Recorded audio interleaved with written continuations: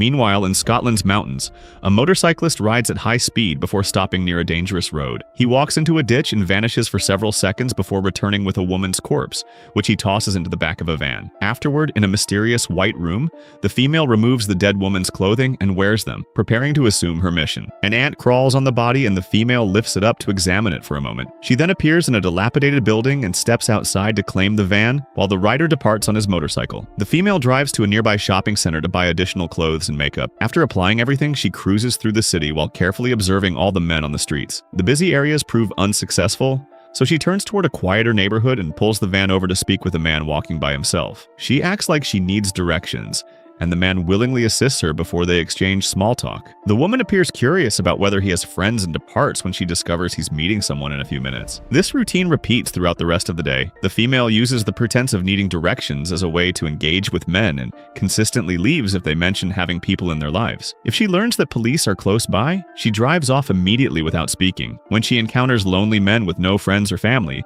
she proposes giving them a ride. During the journey, she flirts with the men until they consent to getting intimate with her. She brings them to another abandoned building and removes her clothes very slowly, using it as a technique to hold the man's attention on her. The man frantically undresses quicker as he moves toward her, only to fall for her trap as he sinks into the floor. It becomes clear that the female is an alien disguised as human to capture men and transport them to her planet as nourishment. The deceased woman from earlier was also an alien hunter and needed to be replaced after her death. As days pass, the female continues hunting by driving around and selecting men who match her requirements. Eventually, she arrives at the beach where she observes a couple and their infant playing on the sand and a man swimming by himself. When he exits the water, she approaches him and poses her typical questions. The moment gets interrupted by a scream. The family's mother has jumped into the water attempting to save a dog, but the violent waves are making swimming difficult. Her husband quickly follows her, but he's also struggling, so the skilled swimmer jumps in to assist as well. The alien observes all this from her position without any intention of getting help. After considerable struggle, the skilled swimmer succeeds in bringing the husband back to shore. However, the man runs back into the water to search for his wife,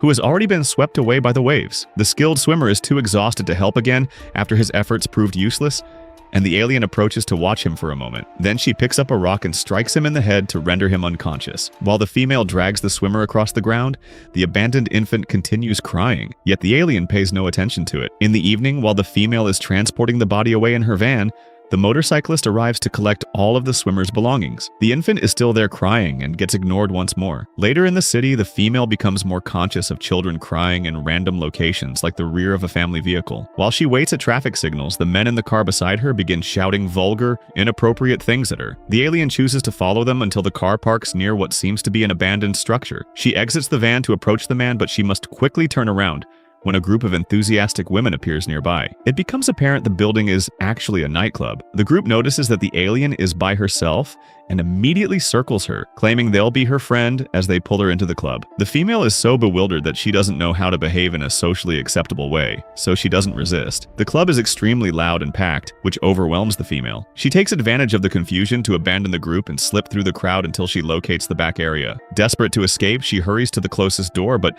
instead of the exit, she discovers a lounge area with more people. The catcalling man is present too and instantly starts flirting with her, so she dances with him until he agrees to visit the apartment with her. As typical, she undresses slowly to maintain the man's focus on her while he gradually falls into her trap. The naked man finds himself suspended in a dark void and spots one of the earlier victims nearby. His body appears unusual, as if in some kind of pseudo-frozen preservation. They attempt to communicate, but no sound emerges from their mouths. The men extend their hands and succeed in touching each other's fingers for a few seconds before the earlier victim drifts away. Suddenly, a loud popping noise echoes in the dark chamber, and the first victim bursts like a balloon, leaving only his wrinkled skin. It shrivels into a formless mass that simply floats in the darkness for the other man to witness. Meanwhile, all the internal parts of the victims are on a conveyor belt, being carried to a bright opening. A series of lights indicates nourishment reaching the aliens. The next day, the female is waiting in traffic. A flower vendor brings her a rose, explaining that it was delivered by the man in the luxury car. When she places the flower on the passenger seat, she notices some blood marks and is startled to discover her hand is bleeding. It appears the rose thorns have pierced her. On the radio, a reporter declares that the husband's lifeless body has been discovered on the beach, but the wife and the infant are missing. They were gone all weekend, but people only realized today because they didn't appear for work. The Coast Guard went out to search for them, but the mission has been suspended because of the fog. The female is meant to spend her day hunting more men, but She ends up watching women and children instead. Eventually, she forces herself to pursue her mission and picks up a man. But during the drive, she isn't as flirtatious as usual. In fact, she barely speaks at all, so the man feels somewhat uncomfortable. However, she manages to bring him to the dark chamber anyway. Sometime later, the female is in a different dark chamber, where the motorcyclist examines her closely. He seems to be suspicious of her becoming too human. But after observing her for a while, he has nothing to confirm it, so he departs. Afterward, the alien walks down the street and accidentally stumbles.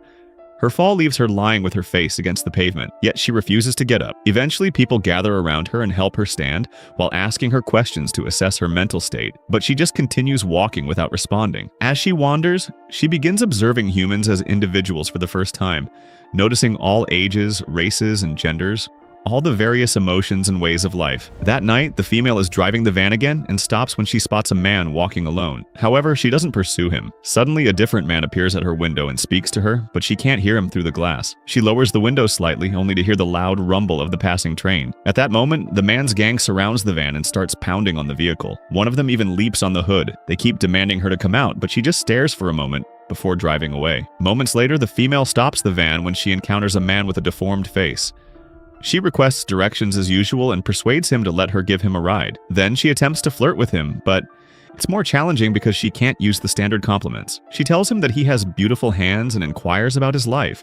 So he reveals that he visits the grocery store at night to avoid judgmental crowds who ridicule him. He doesn't have anyone in his life and never had a girlfriend, so he doesn't know what it's like to be touched with kindness. The alien takes his hand and guides it to touch her cheek and neck, while convincing him to come home with her to get intimate. The man has to pinch himself to believe this is actually happening. In an abandoned building, the female leads the deformed man to the dark chamber. This time, there's a mysterious glowing silhouette watching them. The man keeps getting distracted by it, so the alien removes her bra to keep his eyes on her. When he asks if he's dreaming, she says that they both are. Tonight, the female has to remove all her clothes before the man finally falls into her trap. The alien inside her feels something conflicted about the situation. On her way out, the female spots a dirty mirror and can't stop staring at her own reflection. She only breaks out of it when she hears a fly tapping on the door. It's then revealed that the deformed man is still alive, and she leaves him outside the building before going away in the van. Without any clothes on, the man wanders through the fields in a confused state. Meanwhile, the motorcyclist speeds his way through the mountain roads until he reaches a small town. He stops at a house and checks the car at the front,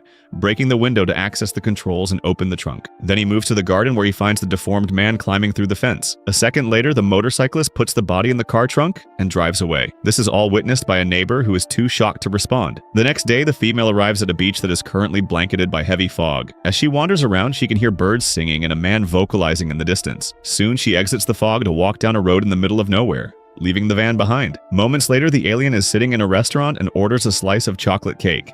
She tastes it for the first time and immediately spits it out in disgust, causing other customers to stare at her. Then, she returns to the road to attempt leaving this small mountain town. But a man informs her that the bus will arrive soon, so she decides to sit and wait. Later on the bus, the driver keeps attempting to chat with her, but she ignores him. A passenger checks on her, and the driver tells her to leave her alone.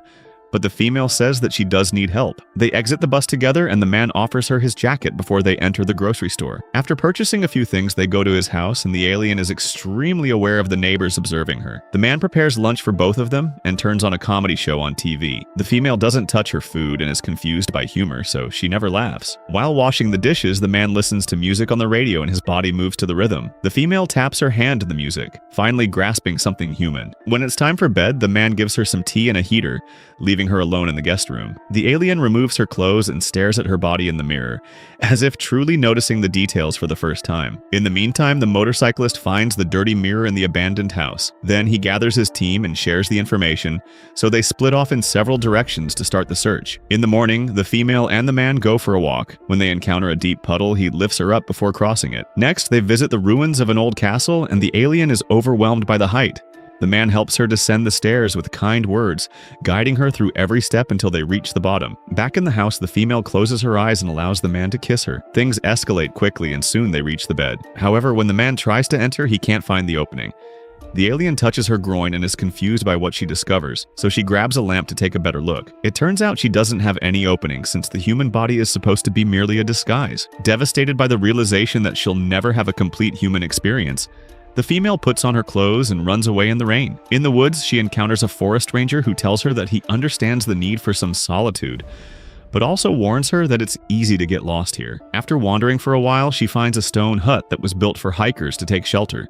She goes inside and stares at the fireplace, which is covered in black soot. Then she zips up her coat and huddles in a corner to take a nap. Sometime later, the female wakes up to find the ranger touching her without consent. She immediately pushes him off and runs away, constantly looking behind her to make sure she isn't being followed. In the woods, she hides behind a large tree and waits until she's confident that nobody is coming. Then she runs to the nearest road and finds a logging truck. So she climbs into the driver's seat. At that moment, the ranger appears on the road and the female desperately honks the horn to ask for help, but nobody shows up. She has no choice but to start running again. So now the ranger is chasing her through the forest. In just a few minutes, he manages to catch her and throw her to the ground. As he sits on her lap and starts removing her clothes, the female keeps fighting back. After much struggle, she manages to escape from his grasp, and the man stares in shock at his hands before looking at her. He's torn off her clothes so violently that he's peeled the skin of her human disguise as well. The ranger runs away in horror while the alien wanders around feeling dizzy and in pain. Eventually, she collapses and has no choice but to remove the broken costume. She puts the head on her lap and stares at the blinking eyes, coming to terms with the fact that she'll never be human. Suddenly, the ranger comes back and pours gasoline on her. The alien tries to walk away, but it's too late. The man throws a match and sets her on fire. The female keeps running until she finally drops dead. The motorcyclist watches from the top of a mountain as her body becomes nothing but ashes, releasing a cloud of very dark smoke into the sky. And that's where our story ends, friends.